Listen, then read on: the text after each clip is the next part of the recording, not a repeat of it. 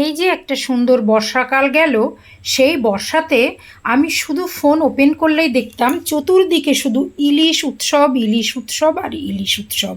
Canning two Canning মানে সুন্দরবন ভ্রমণ মানেই সেটা ইলিশ উৎসব। নৌকার মধ্যে নানান রকম ইলিশের পদ করে খাওয়ানো হবে, তারই অ্যাডভার্টাইজমেন্ট। ইচ্ছা ছিল একটু সুন্দর বেড়াতে যাওয়ার, কিন্তু সেটা শুধুমাত্র ইলিশ মাছ খাওয়ার জন্য নয়, একটু ঘুরতে যাওয়ার জন্য। তো একটু শারীরিক অসুস্থতার জন্য আমার এবার সুন্দরবন ট্রিপটা হলো না।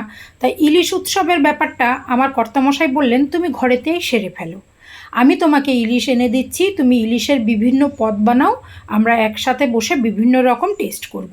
তো আমি আর কি, দেখেইছো বেশ সুন্দর মাছটাকে কেটে কুটে প্রথমেই একদম গরম গরম ভাজা করে নিয়েছি, গরম ভাতের সাথে খাবো বলে। সাথে রেখেছি ইলিশ ভাজার একটু তেল। এবার একটু বানিয়ে ফেলেছি সর্ষে পোস্ত দিয়ে একটুখানি ইলিশের, বলতে পারো ভাপা। ভাপে যদিও বসাইনি, কড়াইতেই করেছি, ধরে নাও চাপা, ইলিশ চাপা। ঠিক আছে, ইলিশ চাপা তো এর আগে খাওনি, একটু সর্ষে পোস্ত দিয়ে ভাপে করতে না পারলে চাপে করে নিও। তো সেটাও একটু বানিয়ে ফেলেছি। আর আমার ভীষণ ভালো লাগে ইলিশের মাথা দিয়ে কচুর শাক। তো কচুর শাক আজকে কাটাতে পারিনি বলে কচু শাকটা দিয়ে মাথাটা বানাতে পারিনি, কিন্তু মাথাটা ফেলিনি, সেটাও আমি একটা কাজে লাগিয়েছি, তোমাদেরকে দেখাবো। তো ওদিকে কি হলো, ইলিশ মাছ ভাজা হলো, ইলিশ মাছ চাপা হলো। তারপরে কি বানাবো, ওই যে আমাদের একটা স্পেশাল রেসিপি আছে, ইলিশের ঝোল, কালো জিরে কাঁচা লঙ্কা দিয়ে কাঁচা কুমড়ো দিয়ে ইলিশের ঝোল। সেটা আমার কর্তামশায়ের একটা পছন্দের, তো সেটাও বানিয়ে ফেললাম। ওর মধ্যে সুন্দর করে একটা ইলিশের ঝোলও একটু বানিয়ে ফেললাম। এটা অবশ্য আমি টেস্ট করব না, আমি ঝালটা ভাপাটা এগুলো খেয়ে নেব।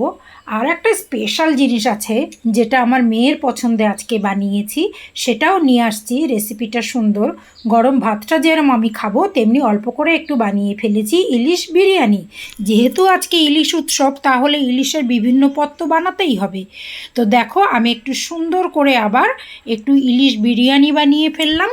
তাহলে কি হলো, ইলিশ মাছ ভাজা, ইলিশ মাছ চাপা, ইলিশ বিরিয়ানি, ইলিশের ঝোল, সাথে এবার থাকবে বাকি মাথাটা। চলো মাথাটাও কাজে লাগাবো। আর ইলিশটাতে এত ডিম হয়েছে, এত ডিম হয়েছে, ডিমটাও কাজে লাগাবো। তা বন্ধুরা, এতক্ষণ ধরে আমার ভিডিওটা যারা দেখলে তোমাদেরকে অসংখ্য ধন্যবাদ। লাইক কমেন্ট একটু করে দিও, আর জানিও এতক্ষণ যে ডিশগুলো দেখিয়েছি তার মধ্যে ইলিশের কোনটা তোমাদের বেশি পছন্দ। আমি তো মোটামুটি 5টা 6টা ডিশ দেখিয়ে দিলাম, যেটা তোমাদের পছন্দ আমাকে একটু জানিও।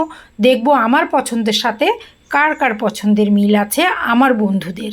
তো ঠিক আছে, এইবার ওই যে বলছিলাম বাড়তি কিছুটা ডিম ছিল ইলিশের, সেই ডিমগুলো কিন্তু আমি একটু সুন্দর করে ভাজা করে নিলাম, ভাজা করে তুলে নিলাম। ইলিশের ডিম ভাজা তো হেব্বি টেস্টি লাগে, হেব্বি টেস্টি। শুধু আজকের ইলিশ উৎসবে আমি পুঁই শাক অথবা কচু শাক দিয়ে মাছের মাথাটা করতে পারলাম না। যাই হোক, ওটা নেক্সট আর একদিন আমি বানিয়ে নেব। তো কি করেছি, আলু পটল কুমড়ো টমেটো সব কিছু দিয়ে ইলিশের মাথা দিয়ে